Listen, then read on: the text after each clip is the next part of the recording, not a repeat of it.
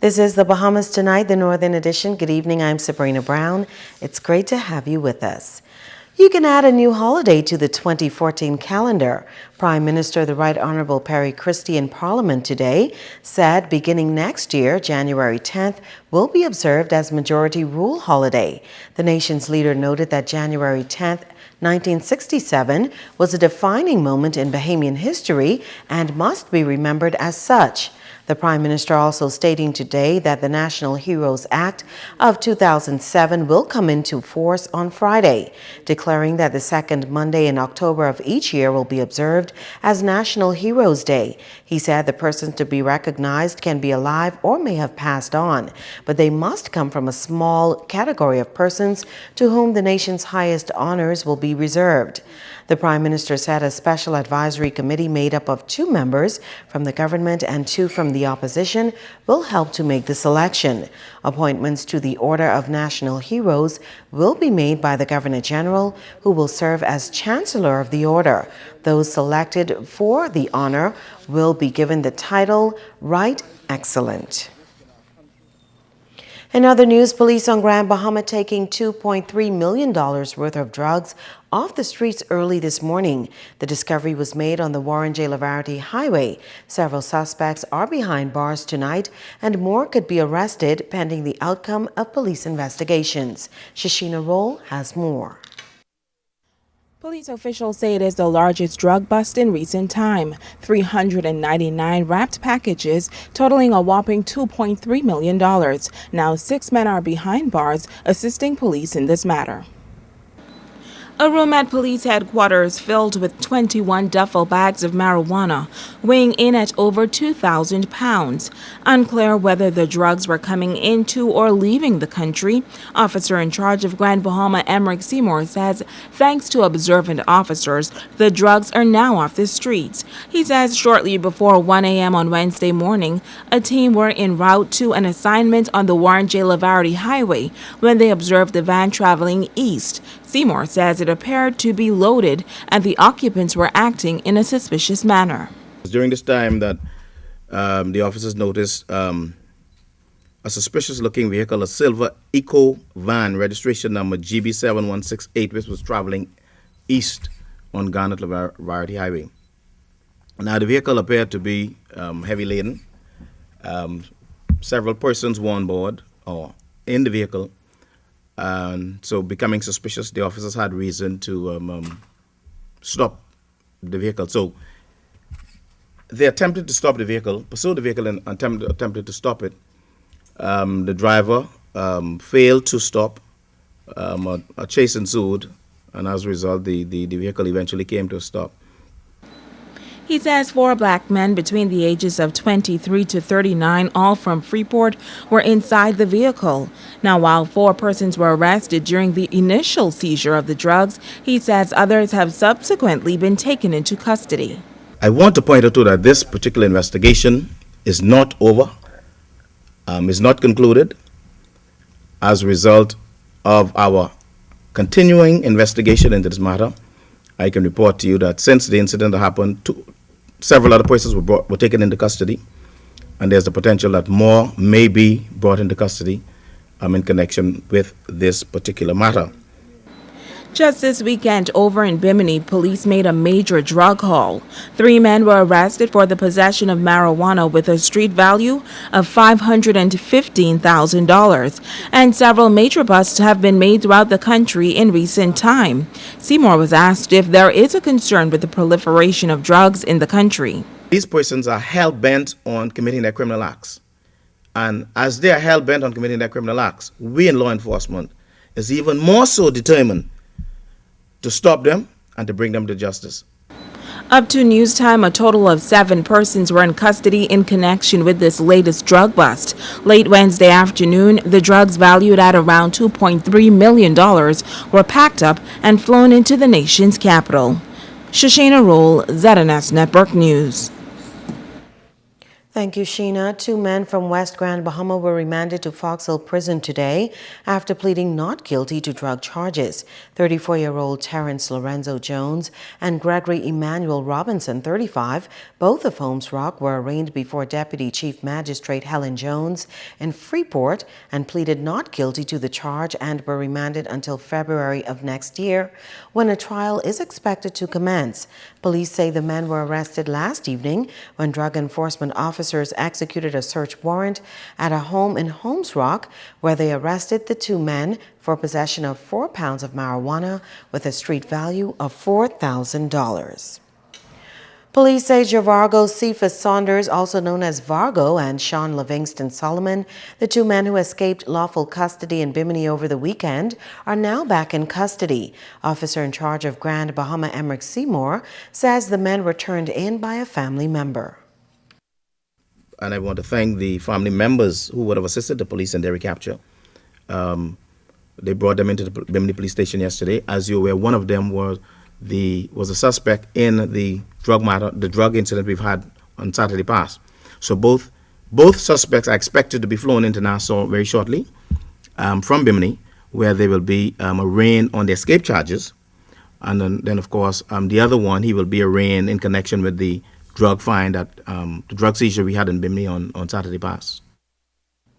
While it is unclear how the men escaped from the cell in Bimini, Seymour says investigations are ongoing. He warns that if any officer is found negligent in this case, they will be held responsible. We don't cover up any negligence or any slackness on the part of any police officer.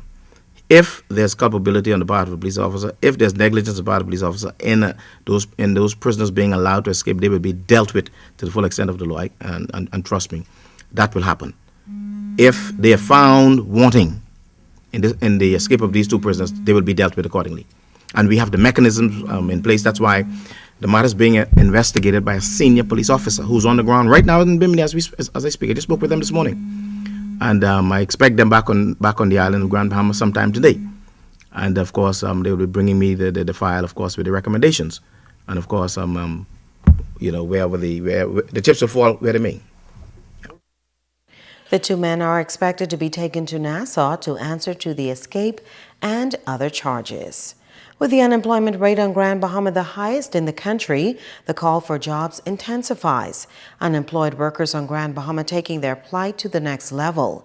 They say they are determined not only to be seen, but heard as well. Joan Davis-Roll reports. I'm not a thief, I'm not a robber, I ain't getting on the wall to go sell no drugs and do none of that dumb stupid. I just want to use my hand and my tape and get some gainful employment. His sign says it all. It reads, "I need a job." It is this appeal that Godfrey Wilson and Brian Colbrook hope will not fall on deaf ears. It is a plea the unemployed men say they've been making for several weeks. I'm licensed with the port. I have my documents. I have Bahamas license right in the States. If they do need me, I'm here. I'm here on the premises 5 o'clock in the morning. Before they come to work, I'm here. And 5 o'clock I just go and come back again the next day. I will be doing it again tomorrow. Please, I need a job. Been coming out here for almost now 3 months. Every morning, some mornings I out here before 7 o'clock. And every time I ask one of the gentlemen or the people in charge or the foremen for a job as a mason, I'm a skilled mason, they tell me that their hands are already full, that bring their people down from Nassau and they don't have no vacancy. In the wake of their silent stand, security officials remain on high alert. The men say they are always cognizant of the fact that they run the risk of being thrown off private property. Prime property which leads to the multi-million-dollar reef redevelopment project and next to the sole gaming facility on Grand Bahama, the Treasure Bay Casino. The men say they are in dire straits. My water's off right now. I went to the water company. I only had $50 in my hand. My wife is on social service. She's going to get a monthly check just to feed me and her. I went to the water company for $50. They tell me they cannot turn it on for $50. I told water my host so I could pay it off. Next, the 13th, second week of every month, Port Authority is coming to turn it off next week.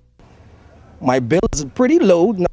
Other people don't, but my bill is like $2 something right now. I just put $100 on it. I try to keep the power on, but the water bill, like couldn't handle it because there's no job. My rent is over like $900. I only pay $300 a month. My landlord is about to put me out. I have a work car and it isn't even running. I'm about to just put my stuff in there until I could find some place to live. I need a job and I need it dead bad. And it ain't no joke because I have a son, 8 years old. I'm unable to buy him a new pair of shoes when school opened. While there, the men were asked by officials to relocate, and they did. Our news team witnessed them moving to an area where they were virtually standing in the road. Grand Bahama, they say, must be for Grand Bahamians, many of whom are struggling to gain their share of this island's economic pie. In terms of employment, Nassau got a lot of work going on. Why should they bring people from Nassau here to Freeport? And they have a lot of skilled people here. Joan Davis Roll, ZNS Network News. Thank you, Joan. Stay with us. The Northern Edition is coming right back. Bringing news that matters to you. You're watching the Bahamas Tonight Northern Edition. Welcome back. Executives of the Bahamas Union of Teachers are not happy with recent cuts to teachers' salaries here on Grand Bahama. Tonight, the area vice president is speaking out and is calling for a quick resolution. This is an outrage. It should never happen in this country. Area Vice President of the Bahamas Union of Teachers, Quintin LaRoda, is upset that teachers who attended a special called union meeting on the morning of September 9th within the confines of the bargaining agreement received letters today alerting them that their salaries will be cut for that day. The teachers that have brought their concerns to me, they reported for work that day. And so I would say to the ministry, they need to check the records at the school. This is an agreement signed off by the Governor of Bahamas and the Bahamas Union of Teachers. If an employee is unable to report to work at the due time, he or she must notify the principal or subject coordinator as far in advance as possible. An employee who does not call in or report to work before 11 a.m. shall be deemed absent. According to LaRoda, that meeting was dismissed before 11 a.m. and teachers who reported for duty prior to that hour cannot be penalized. But he says what's even more disturbing is the basis used to cut the teachers' salaries. The section of general orders they're using to try to perpetrate this injustice has nothing to do with the events that occurred that day. It's misconstrued, it's misconstructed, and misapplied. General Orders section chapter 15 talks about maternity leave, vacation leave, leave of absence, sick leave. These are leave that are granted and approved under certain conditions.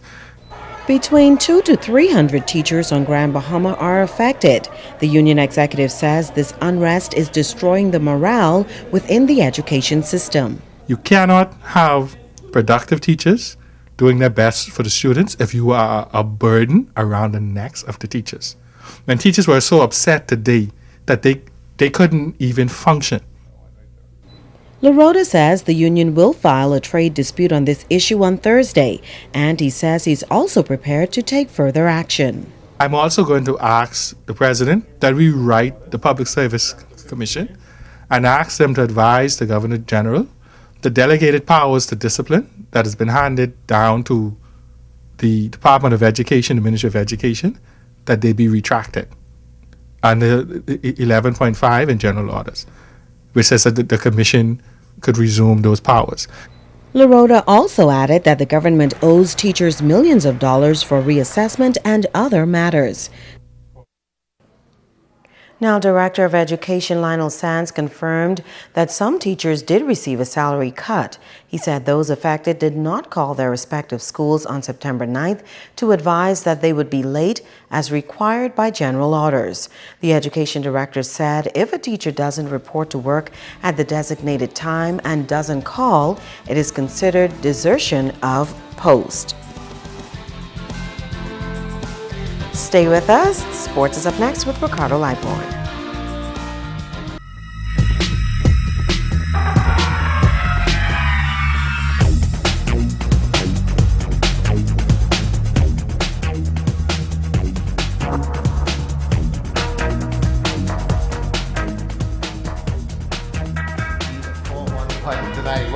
The Grand Bahama Volleyball Association also getting some games in last night, and the Y Pleasant All-Stars got by the Grand Bahama Shipyard Cruisers in a pretty good one, folks. 29-9, 25-22, 25-7 in a co-ed affair. The Sharks and defenders also on court. The Grand Bahama Shipyard Sharks and defenders on court at the YMCA Gymnasium, and this was a tussle from start to finish. Both teams evenly matched, and that meant defense and points were scarce to come by. The Sharks serving, the defenders defending the championships that they know they can. Defensive play on this one. This was short-lived. Watch the defenders' ball placement, the set, and the open court kill.